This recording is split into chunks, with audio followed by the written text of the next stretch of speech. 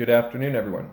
All right, so today we're going to be doing an intro to Elliott Waves where I'll talk about the foundational principles of using Elliott Waves and how to start structuring your count.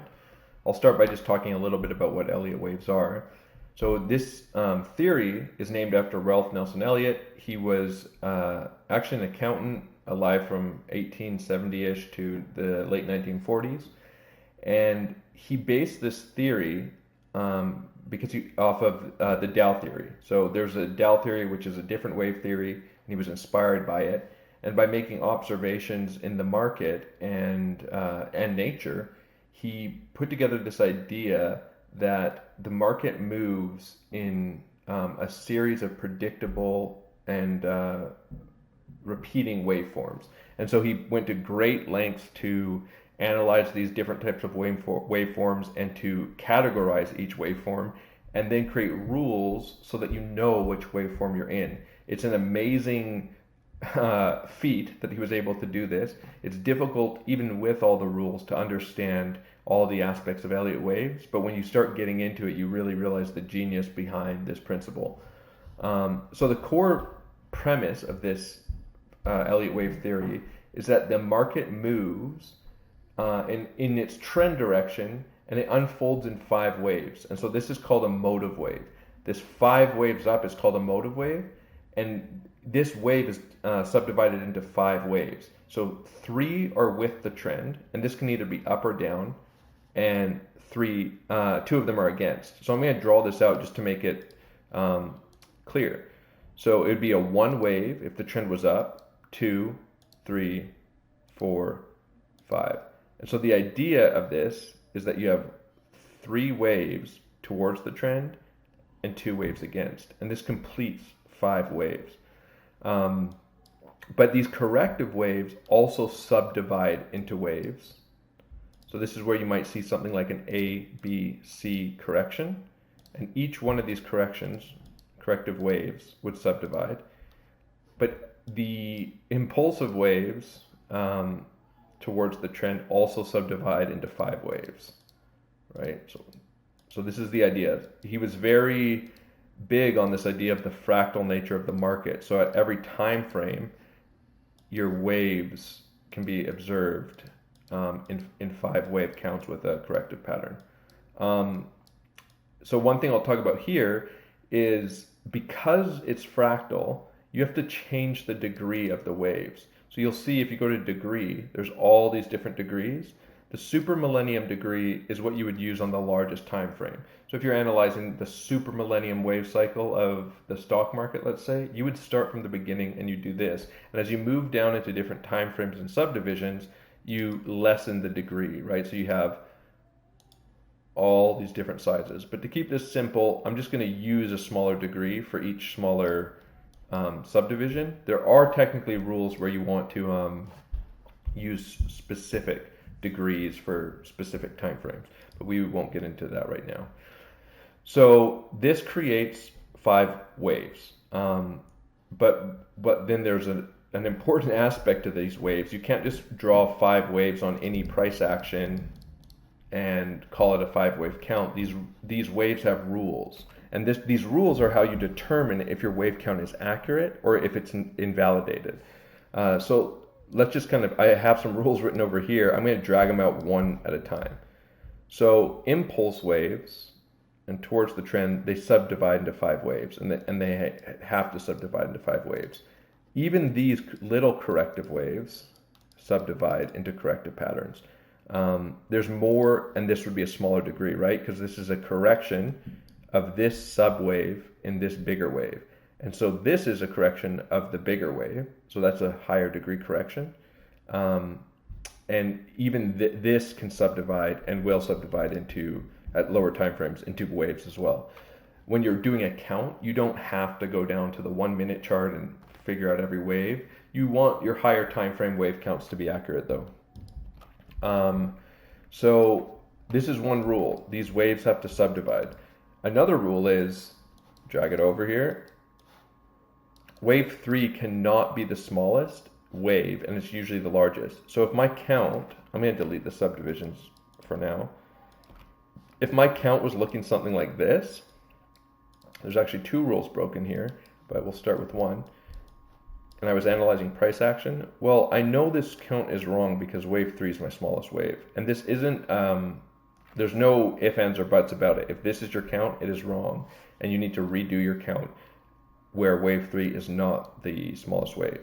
And the reason this is important is because you will have, this wave count will have no predictive quality if it's wrong, right? So if our price action was starting to look a little bit more like this, that would meet the requirement of wave 3 being the longest, but it breaks another rule. And that rule is that wave 4 cannot cross into the price territory of wave 1. So if it starts crossing into the price territory of wave 1, you know that your count is wrong. But if it looks something more like this, well, then you still have a valid count. And I'm going to say one more rule. Wave 2 cannot retrace more than the beginning of wave 1. So if your price action looked like this cannot be a wave 2 because it crosses underneath wave 1. Right? So I'm going to delete those. These are the core rules, the most important rules. So you're looking for price action that meets these requirements. That's your first step. There's a lot of different ideas for subdivisions of corrective waves. Corrective waves are really complicated. You can have a simple ABC, but I'll do a separate video on corrective waves. But you could have. Okay, sorry, my video cut out there. Let me do a different version of a corrective pattern. There's tons of different corrective patterns. So you have an ABC, and so this will take more videos, but I'll just show you an example. And this is why price doesn't always just move 1, 2, 3 up. 1, 2, 3, 4, 5, or 1, 2, 3 down, 1, 2, 3, 4, 5 up, 1, 2, 3 down. There's different corrective patterns.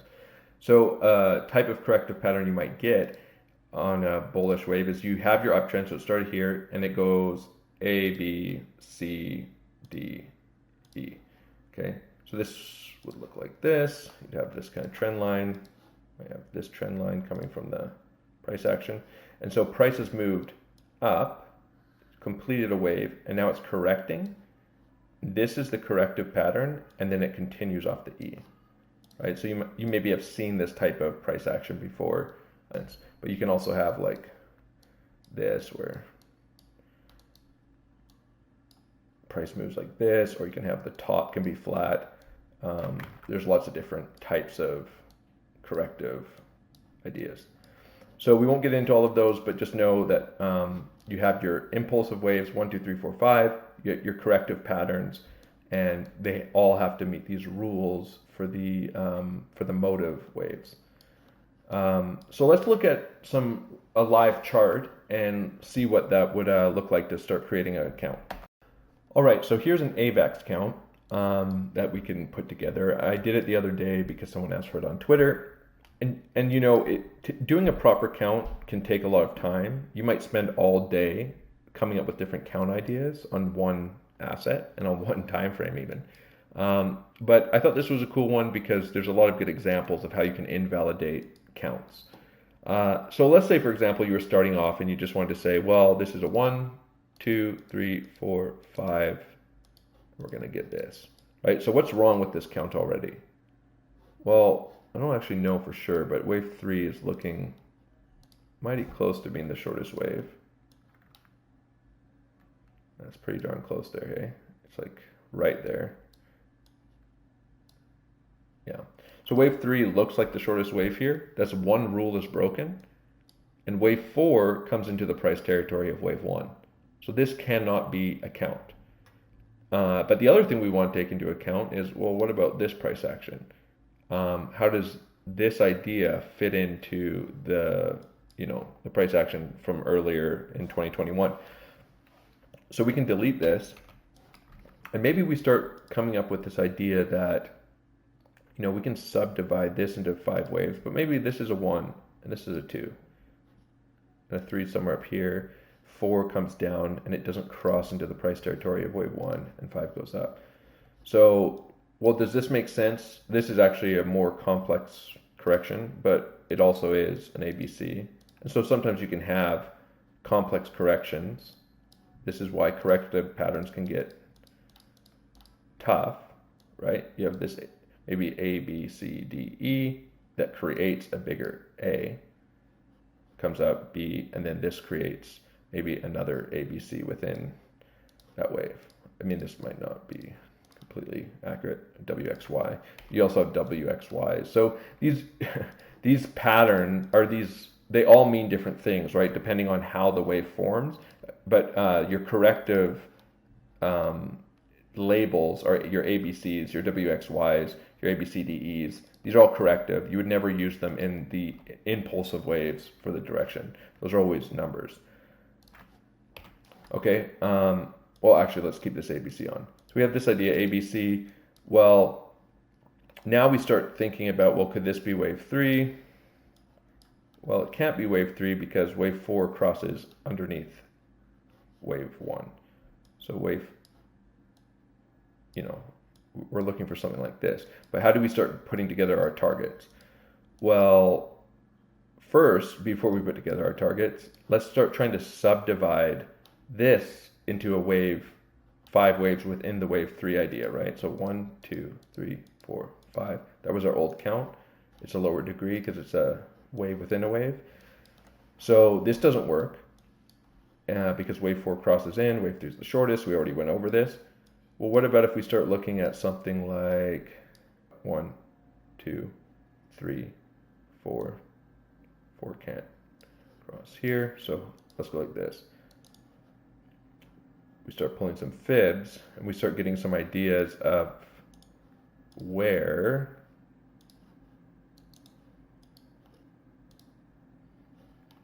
these waves are crossing.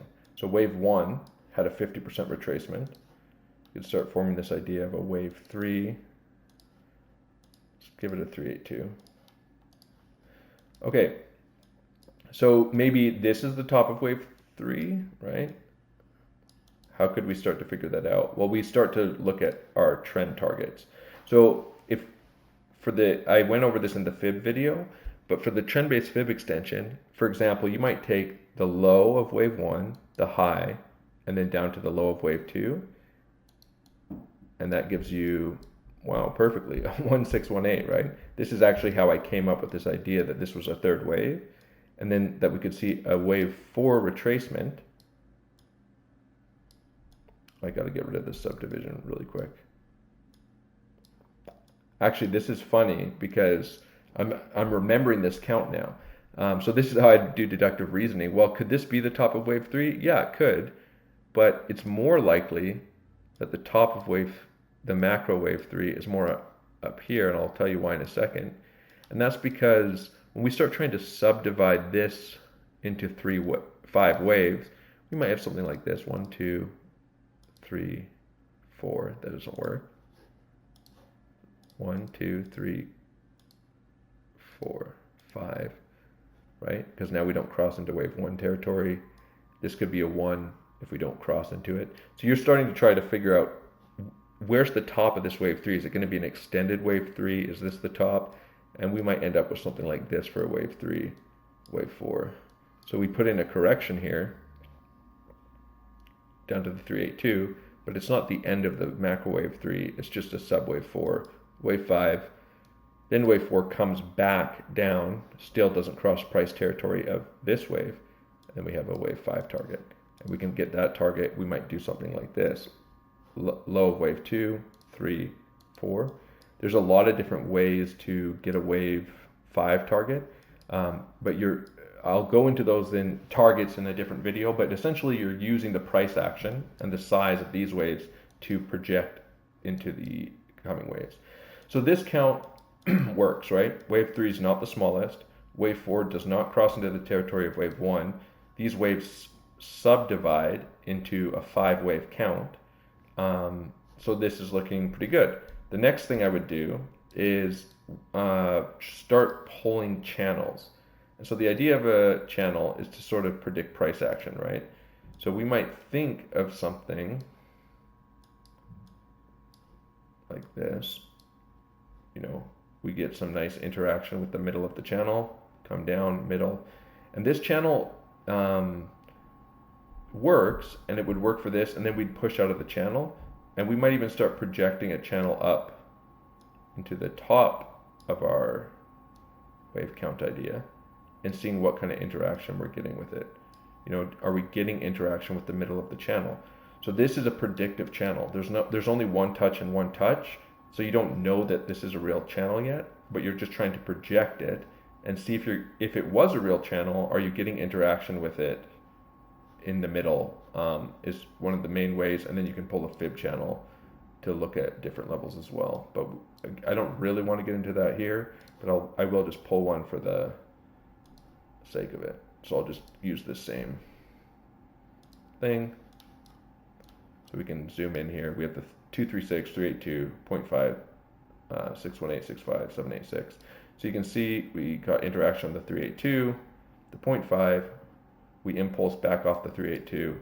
We're getting interaction near the 618. It's another way to tell if your channel is potentially accurate, if you're getting interaction at key levels. Yeah, so this is how I would start putting together a count, is I'd start going one by one, seeing if the rules are met, and then building it out.